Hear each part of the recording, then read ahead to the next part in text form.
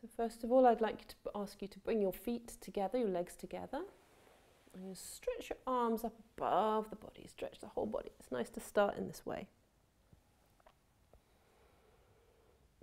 Okay, we're going to work with the abdominals. This is a very important part of the body. The only part of the body that doesn't have a skeleton is the place below the ribs and above the hips. We need to have that part of the body strong and strengthened. And in order to do that, we like to use the single or double leg raises, depending on how strong you already are. If you haven't done anything like this before, then it's really good to just do one leg at a time. So we'll start that so you can see what I mean. And then we'll move on to double leg raises if you feel able to do that. So palms down by the side of your body.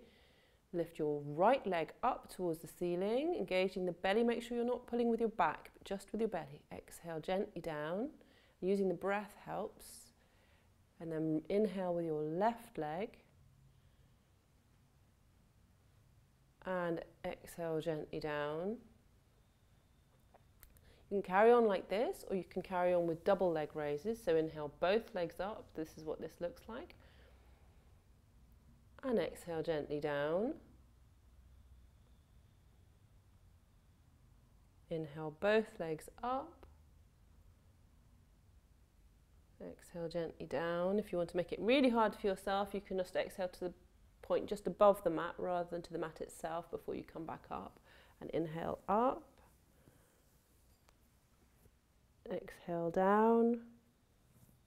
This is a really lovely strengthening position. Inhale up. And exhale down. Last one. Inhale up. Keep the right leg up. Allow the left one to drift towards the floor. And grab hold of the right leg. If you've got very tight hamstrings, this will be super difficult for you, and you might like to just hold up right really low down to the thigh, or maybe just hold the leg in that position without holding it if that's not possible. But this will give you a little bit more help. Now if you raise your head up, and you can raise your hands up a little higher and engage your belly here as well, so you get another chance to engage your abdominal muscles. It's a lovely hamstring stretch and an abdominal strengthener. Beautiful. Use the breath. Make sure your shoulders aren't tense, just like Sophie. And exhale gently down. And we'll do the same with the other side. Inhale the left leg up, allow the right leg to drift down, grab hold of the left leg.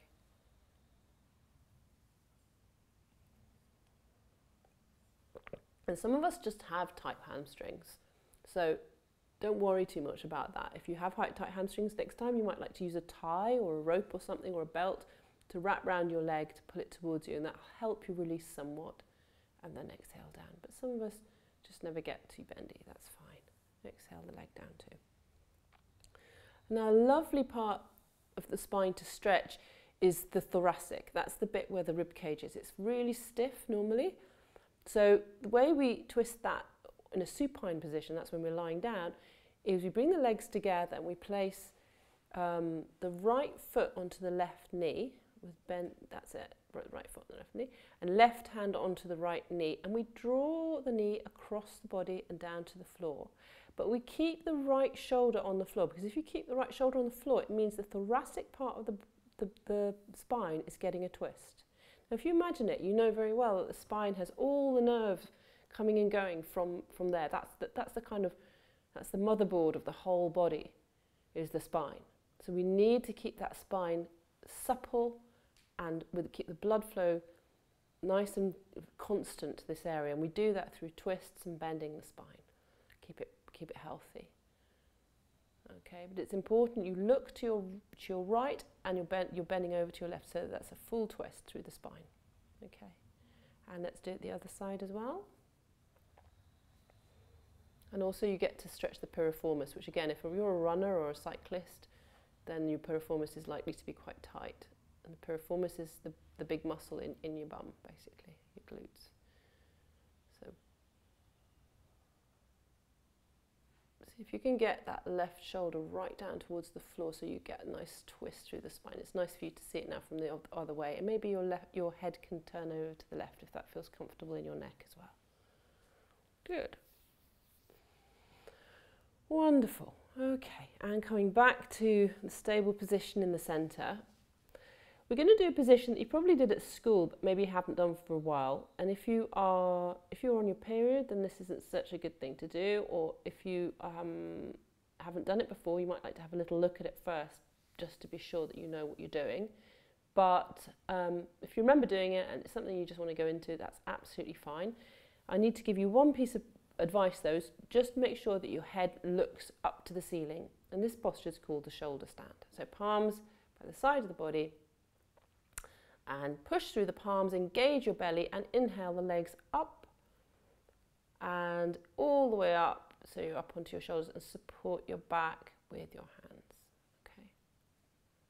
If you're on your period, you might just like to have your legs at the wall. That's a nice way to do that, to have exactly the same effect. Well, not exactly, more or less the same effect. This has many more benefits. So making sure that you're facing the feet, and you can stay more or less still just for a few breaths here. So you're allowing all the blood to flow back down from the feet, what's called the venous return to the heart. So the heart can relax a little bit. If you want to bring your knees to your forehead, you can. Some people like to do that just to kind of rest a little bit and rest your abdominals particularly. And sometimes it can be helpful to do this and, you know, correct your position. So bring your hands closer to your neck, bring your elbows a bit closer together, this kind of thing. Because we're ideally looking for a straight line, shoulders, hips and ankles. This posture isn't for everyone, but for those who like it, it can be really enjoyable. Just relax as much as possible in the position, just engaging the abdomen really and the elbows to keep you in position. Sometimes it's nice to close your eyes here as well. This is an inversion, that means you're being upside down. The other benefits of inversion is it can help your digestion, and it balances the thyroid. So it has an effect on the thyroid gland, which is the gland in your neck. And the next position we're going to do is the plough, which is bringing both feet down behind you. And all of this helps the thyroid gland. The thyroid gland is something that helps your metabolism to be correct. So it corrects the metabolic rate in your body and also calms you down. So if you're feeling a bit stressed, this is a very calming position. A lot of us can't get our feet all the way down to the ground, and that's fine. And if you can't, you need to keep your hands on your back like that. But if you can get your feet onto the ground like Sophie does, then you can release your hands to the mat like she was just doing there.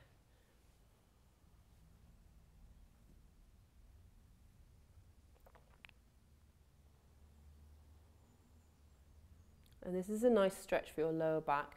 Sometimes when we do this, we feel our lower back hurts a little bit.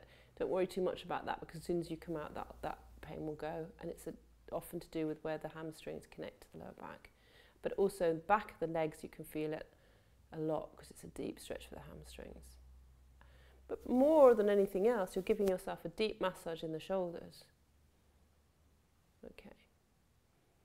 I'd like now to put your palms face flat on the floor, and then with all your might engage your abdomen and roll gently out of the position.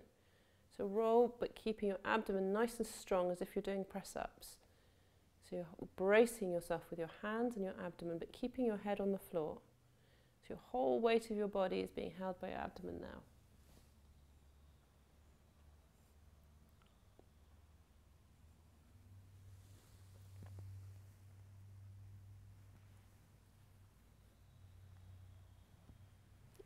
And as Sophie's doing that, you might notice she's breathing out. That helps too. Okay. Just give you a few breaths here before we come into our next position. Most of our positions follow on from each other. And the next position we do is called the bridge. So bringing the feet towards the bottom. It's not the bridge you know in gymnastics, it's a different bridge where we keep the shoulders and the head on the floor all the time. So we're pressing down through the palms and lifting the hips nice and high.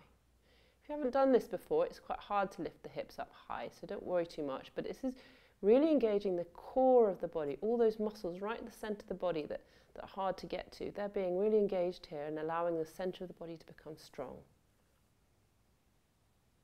And they say that this has an impact on our character, that we become more strong as people when we feel our core is physically strong. If you are able, it's quite nice to place your hands under your body, so supporting yourself with the palms of your hands. It's not always easy. Or you can have your palms flat on the floor, pressing down through the palms and lifting through the hips. And this is called the bridge, or Setubandhasana is its Sanskrit name. So this is helping with the core, it's stretching the hip flexors, but also it's strengthening the quadricep muscles in the legs. Now, whenever we're anxious or worried, then it's really good to strengthen or to use the quadricep muscles in the legs, because these are the ones that are engaged by the fight or flight mechanism. We'll talk a little bit more about that in a minute. So gently exhale down. The next posture I like to teach people, because it's very good for asthma, and more people are getting asthma these days. So if you've got nice fresh air in your room and it's not too dusty, then you can do this. If your room's quite dusty, then you probably shouldn't be doing yoga in there anyway, or you should give it a clean. But this is not great to do in a dusty room. You should preferably have a window open or have a nice clean room. But your legs need to be flat away from you. And we just scoot the arms underneath the body until they are next to each other underneath the body. And then we press down through the elbows to lift the whole chest up, look at the feet, and when you're ready, drop the head gently back. No pressure at all on the head. Just balancing there. It's touching the ground, but it's not touching very much. So the elbows are really, really pressure into the ground, and that's where all the power is at the moment. But you can see how high the chest is, and because we're stretching the chest in this way, we're giving ourselves a much deeper breathing. And I used to suffer from asthma a little bit, and when I did this position, it felt like my asthma was gone completely, and eventually it did go. And I think it's because of this position, because it stretches the intercostal muscles in the rib cage and allows you to just breathe a little bit more deeply. And we breathe deeply. There's a lot of information here for you. We reach what's called the baroreceptors at the base of the lungs. And when the baroreceptors are reached at the base of the lungs by the oxygen, it sends a message to the brain to calm down. So when we deep breathe, the brain gets the message to calm down. We relax our face, we close our eyes in this position, our legs are nice and relaxed. When you've had enough, you just bring the head slightly down, so you can slide your head down, or you can lift it up and come down, whichever's best for you, and slightly slide down back onto the mat, and we'll come into a nice relaxing position for a moment, Shavasana. Don't skip this bit, this is really important to balance the body after a position.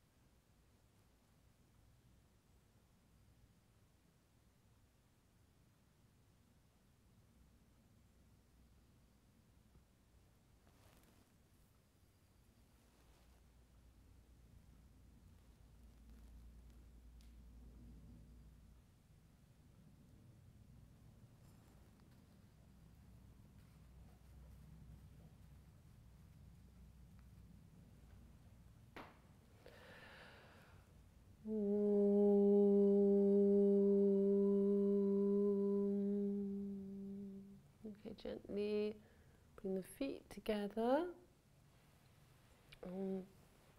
Either if you're feeling strong and you have a strong abdominal power, you might be able to sit up from here, or if you prefer, roll over onto your side and sit up. So up to you, whichever one you do. If you want to roll over and sit up with your legs in front of you for our forward bend, also known as Paschimottanasana.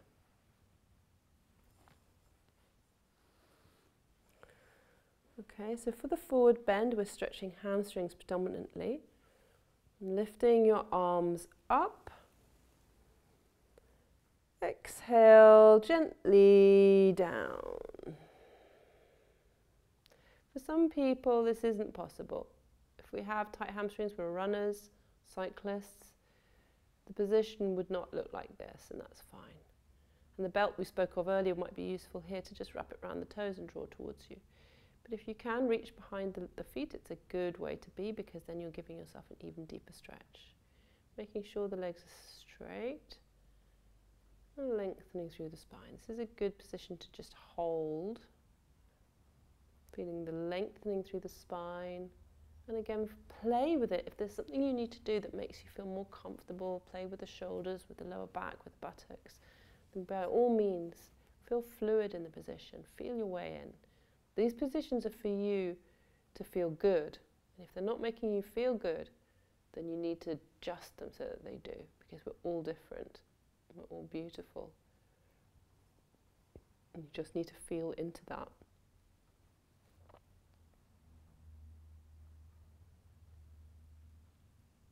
Stretching through the spine as you inhale and coming down as you exhale. It really benefits from holding for a little longer if you've got the patience.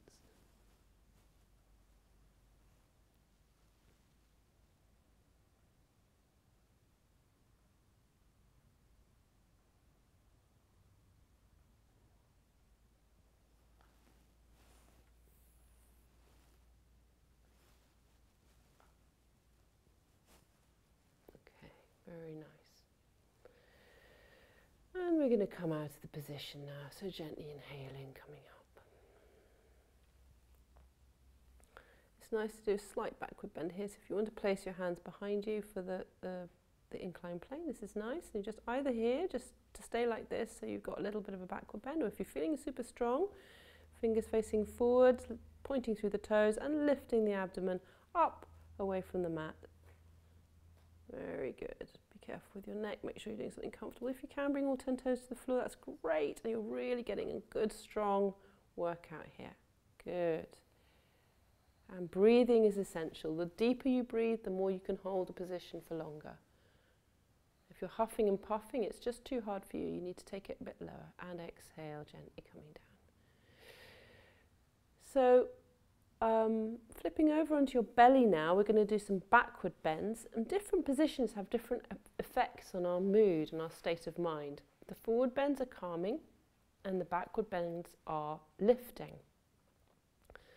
So if you're feeling particularly anxious, then anything where your body's folding forward and you're accentuating your out-breath is going to help you. If you're feeling shy and you'd like a little bit more confidence, then backward bends tend to help. So we're going to give you a few backward bends now, and you can just do them if you feel like it, and if you don't feel like it, you can stay on your tummy. If you're feeling particularly stressed, then backward bends aren't always a good thing to do, because they can make you feel a little bit more stressed. So bringing your elbows, I'd like to start with Sphinx, Sophie. So if we just bring our elbows close to the body and palms facing onto the floor. This is an easy backward bend everyone can do. Our shoulders are back away from the ears. And the pelvis is nice and relaxed. I tend to relax my buttocks here because it's quite nice to just relax there. You see the difference? So you can either have a tight buttocks or you can relax just to see whatever you need at this moment. If you get back pain, this is quite a nice one to release back pain. For me anyway, that's worked quite a lot. Exhale back down. And then we're going to do our Cobra. Cobra is one that you need to be careful with the shoulders here, but it's a lovely opening position. Hands come much further back, you can see. And inhale gently, coming up. That's it, lovely. Not too high, just notice how you feel. If you get a little pain in the lower back, then obviously come away from it. But if you're comfortable, you can kind of wiggle your way up a little bit with your shoulders and your head and notice what feels good. And if you did used to do gymnastics and you really want to go for it, you might want to try the King Cobra. You bend your knees and bring feet towards the head. If you've got a little sister or a little brother who's about 5, they'll probably be able to touch their head with their toes. But as we get bigger and older, we can't do that quite so much. Lovely. And relax. The next position we're going to do strengthens the lower back a lot. If you get a lot of back pain, this might be something that you'd like to work with very gently. It's called the Locust position, Salabhasana. The way it works is we place our hands underneath our hips, really. So just underneath our thighs or our hips, palms facing down if possible, so they give you like an anchor to work from. Your chin is on the floor, which might feel a bit weird first off. And then with your hands flat on the floor, we inhale the left legs gently off the floor. And exhale it back down to the floor. Inhale the right leg up. Exhale down. And again, inhale left. And down. And inhale right. And down.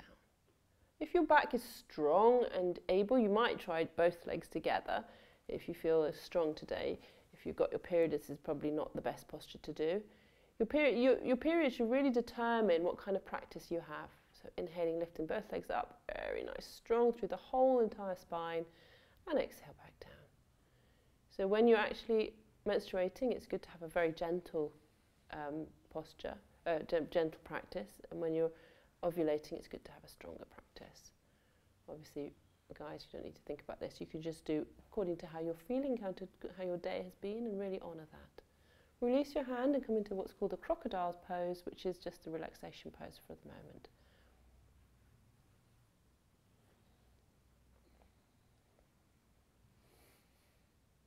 And when you're lying on your tummy, it can feel quite relaxing and comforting. It's a nice way to lie, to relax your body.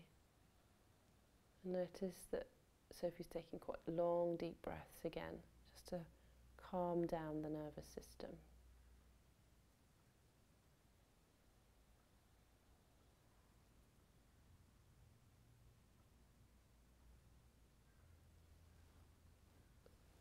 Okay. The next position is one of my favourites. It's called the bow, but some of my boys call it the rolling pin for obvious reasons. So bend your knees, grab hold of your ankles and sort yourself out so you're comfortable on the ground, and lift the knees off the floor. And as you see what Sophie's doing, she's kind of extending her toes a little bit to kind of activate the toes to get into the position. This is a lovely backward bend, stretching the whole of the front of the body and the hip flexors. Great for runners, great for cyclists, great for everybody who studies at a desk or uses computers to bring the shoulders back, open the chest. And also just for confidence. Yeah, you can rock back and forth, and that makes it really nice for the digestion as well. So if you have any digestive issues, this can really help with that. And gives you kind of, helps you with just flattening your tummy and getting rid of any excess tissue there. Exhale gently down. Beautiful. And relax. Just notice how that feels. Nice after this one to do a child's pose, because sometimes your lower back can feel a bit compromised. So press back onto your knees and again into what's called the child's pose, which is balasana, releasing the lower back. And this is a lovely one to do if you need to be calm. So someone said to me once that postures are just like attitudes. Each posture is an attitude that you're practicing, and this attitude is surrender. The attitude of surrender. Sometimes it's nice to bring our knees apart and bring the chest towards the floor even deeper, so that becomes a deeper position, but you're also releasing through the hips. This is good for any kind of period pain too.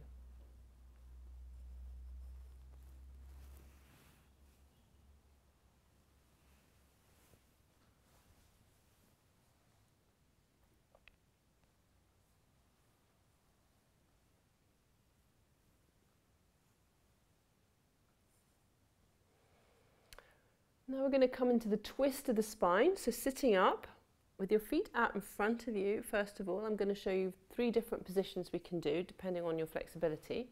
So both feet out in front of you, bring your right foot to the inside of your left thigh and knee up to the ceiling, sorry. Yeah, that's it, that's it. And so twisting the body round to the right. So grabbing hold of that knee with your left arm, place the right hand behind you and look behind you. This is the first type of twist. And again, really nice for the digestion, really great for the spinal column and all the nervous system coming out the spinal column. Releases the neck and is uplifting. So if you're feeling low mood or you have got a slight lethargy, then this can lift the mood. Coming back to center, I'm going to show you the two other options. The next option is put the foot over the other side of the leg and do it the same thing again.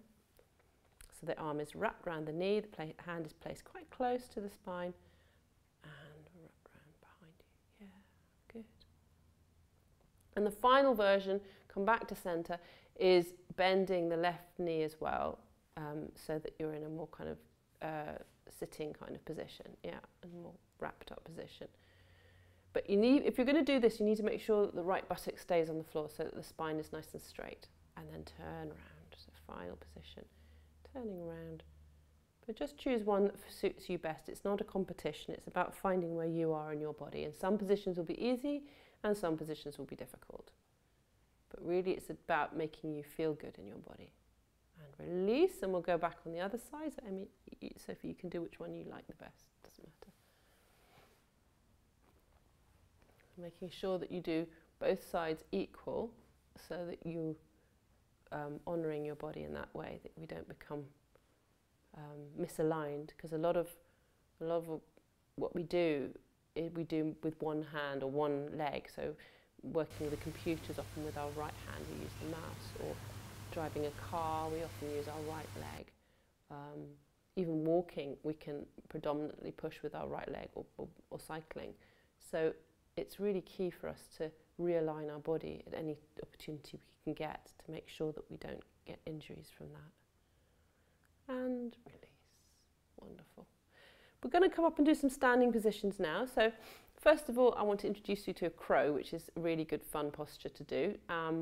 If you haven't done it before, it can look almost impossible, but it's not. It's pretty straightforward. And it's about technique rather than strength, really. Okay, placing your hands in front of you. Have fingers nice and wide apart. Make a little shelf for your knees above your elbows. Stick your bottom in the air, and then place your knees onto your triceps, and your muscles on the back of your arms. And gently look forwards, and you might just be able to bring one foot up, or maybe both, and maybe stay there for a second or two, or maybe longer. And gently coming down. And this is a posture that you can really play with and do loads more once you get into that. If you really start to enjoy that, there's loads of other postures you can find on YouTube that are called side crow and heron in the nest. If you look at an Ashtanga practice, there's lots there. Okay, so standing up now, we're going to come into our triangle postures. Come to the front of the mat. The positions we're doing now are really good for combating stress and anxiety, because you're bending your knees and you're engaging your quadricep muscles, which get engaged when you're stressed. So first off, we're going to do the chair. So I'd like to bring the knees together, actually. We're going to have the knees together in this chair, Uttakasana. We're going to bend down as if you're sitting on a chair, but you're not. And bring your hands up above your head. Stick your bottom out, and then maybe tuck your bottom under a little bit. That's it. And just feel your way into this position. The main thing is that the knees are together, so they're supporting you, and you're engaging your quadriceps. If it's too hard to have your hands up, then you can have your hands out in front of you. But have your hands up, it feels you're really allowing your heart to beat quite fast. But play with the postures. Play to see what feels right for you.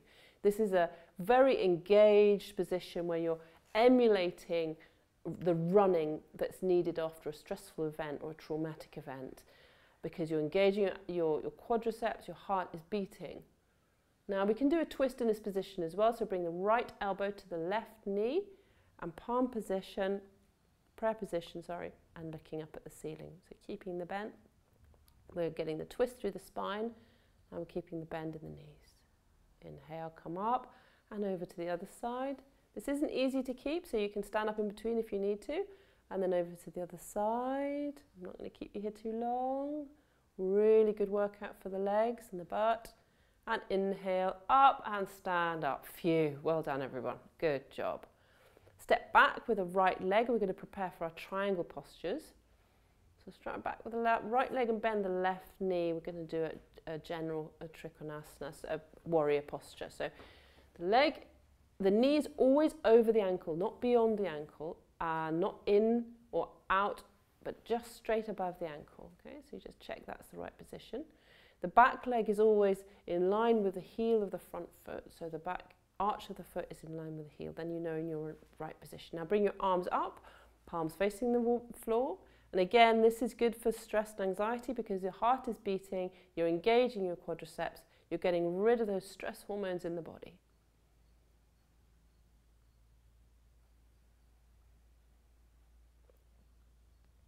You can see her shoulders are nice and relaxed and the right leg is straight. Okay. Straighten the front leg, and let's have you facing this way, Sophie, so we can see you. So turn around and do the other leg. So put the left leg back behind you, bend the front knee. That's it, perfect. And then arms up, shoulders relaxed down, and you feel the heart open, the chest is open. Very, very gentle but effective working on the arm muscles and the shoulder muscles, and also, of course, on the quadricep muscles in the front leg. What's a nice one for the obliques on the back and the whole back muscle is if we do a reverse one here. So lifting up the right arm, placing the left hand on the left leg, look up, it's called a reverse triangle, palm facing towards you, Sophie. So twist the palm around, that's it. So stretching the sides of the body, nourishing the liver and the kidney, but also releasing the obliques, which are quite hard to get to. Very nice. Let's do that on the other side as well. So releasing that hand down and just twisting the feet in the other direction. So right foot in, left foot out, making sure again that the positioning of the feet is correct. And let's do a reverse triangle on this side. So coming into the warrior to start off, and then reverse triangle lifting up. Really nice. Getting the side stretch here. It's important where you look in the position. So I would encourage you to look at the ceiling. It gives you that high look. It also lifts mood. Fantastic. And release. So these positions are all for beating anxiety, lifting mood. Wonderful. Come to the center. I think maybe we could do Pranasana, which brings energy into the body, and it's also called the goddess posture. So the feet are parallel in this position, the knees are bent, and the palms are facing each other above the head. So it's quite a wide stance, a bit wider than that maybe, Sophie. Knees are bent. Yeah, that's it. Feet slightly out, and then palms come up above the head, and knees bent, palms facing each other, as if you're holding one of those big gym balls above you. And you can really feel here, feel into it, wiggle your bum a bit, wiggle your shoulders, notice how the spine feels, if there's anything you need to do here that makes you feel good. And this is building up your prana. Prana is the word for chi, or energy in the body. So as we breathe deeply, imagine drawing the perineum up, that's the muscle around your pelvis between your anus and your pelvic area. And you draw that muscle up as you breathe in, and as you exhale, you release. And at the end of the exhalation, sometimes it draws up spontaneously. And this action is building prana in the body. And the breathing practice that Sophie's doing now is called Ujjayi breath. That means you're slightly closing the back of the throat to allow kind of Darth Vader breathing, which calms the system down. Very good. And coming from here into forward bend, wide angle forward bend, straightening the legs, dropping the head right down. And sometimes even placing the crown of the head on the floor for some people who've got a wide angle bend, but not for everyone. Stretching the inner thigh as well. Very nice for inner thigh stretching, this position. Fantastic. And gently coming up. When you're ready, either rolling up through the spine or coming up nice and straight, depending on how you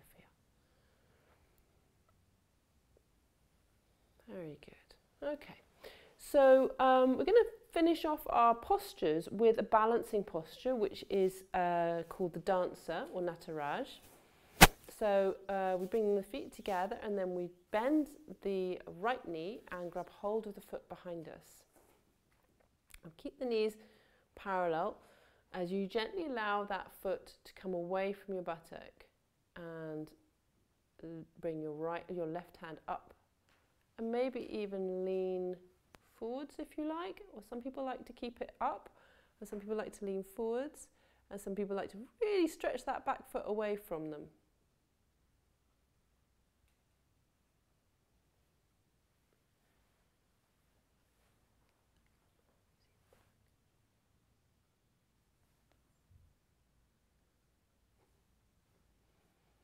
Very nice, and release.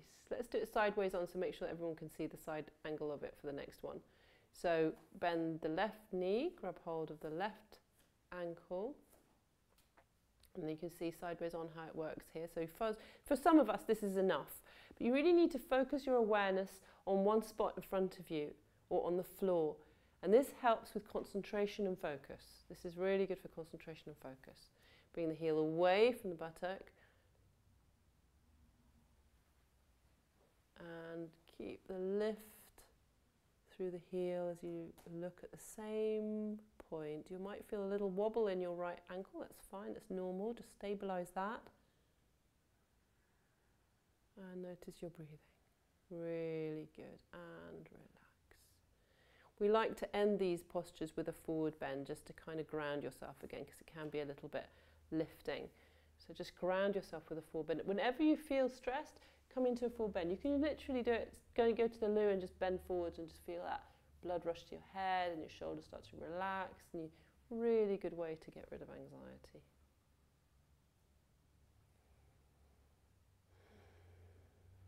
Wonderful. Okay, and we're going to just finish our posture sequence now with a relaxing moment. So just lie down now on your backs. You might like to take a blanket because we're going to be lying here for a little bit. So this is, if you just wanted to do postures today, this is the end of that sequence, and I want you to make sure that you take a little relaxation before you shoot off. Although this one is also the beginning of the next sequence, which is a deep, deep relaxation, a visualization called Yoga Nidra. Some people like blankets, some people like eye cushions. I've got an eye cushion there for Sophie as well if she wants it. It's a nice way to keep your eyes nice and relaxed, especially during the daytime, and make sure you stay warm, and take a few moments to relax the body.